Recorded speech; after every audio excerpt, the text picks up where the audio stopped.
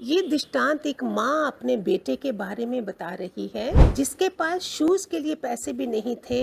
दुनिया का athletics champion में था वो। उस इंसान की कहानी जो बचपन में खेलता था क्रिकेट, लेकिन आज धूम मचा रहा एथलेटिक्स में और बन गया है दुनिया का सबसे तेज दौड़ने वाला। उसे उसैन बोल्ट के नाम से जानते हैं, लेकिन वो बोलते मेरे लिए वो मेरा बेटा है। मेरे पति बेल्सले गांव में छोटी सी दुकान चलाते हैं, इसलिए बचपन में उसेन को स्पोर्ट्स शूज नहीं दिला पाए थे। स्कूल में जूते दिलाए थे नॉर्मल, जिससे उसकी ट्रेनिंग ने रफ्तार पकड़ी।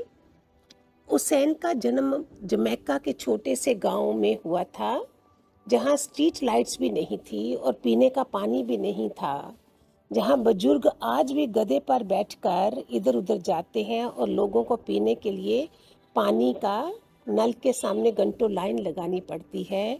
उसेन बचपन में हाइपर एक्टिव था।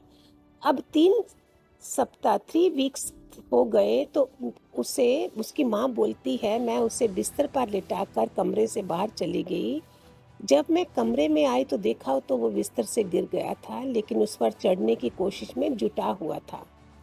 उसी समय मुझे लग गया कि ये साधारण बच्चा नहीं है। उसका जन्म तय समय से 1.5 सप्ताह बाद हुआ है।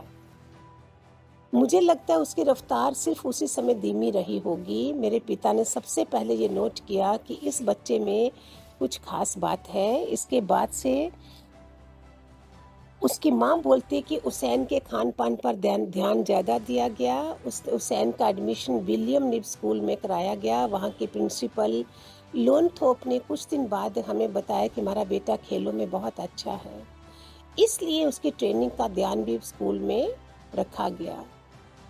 बीजिंग में जब उसेन चैंपियन बना तो खुशी देने के बराबर था। बीजिंग ओलंपिक में रिकॉर्ड बनने के बाद, उस सफलता के बाद गांव पर खूब पैसा बरसा रहा था।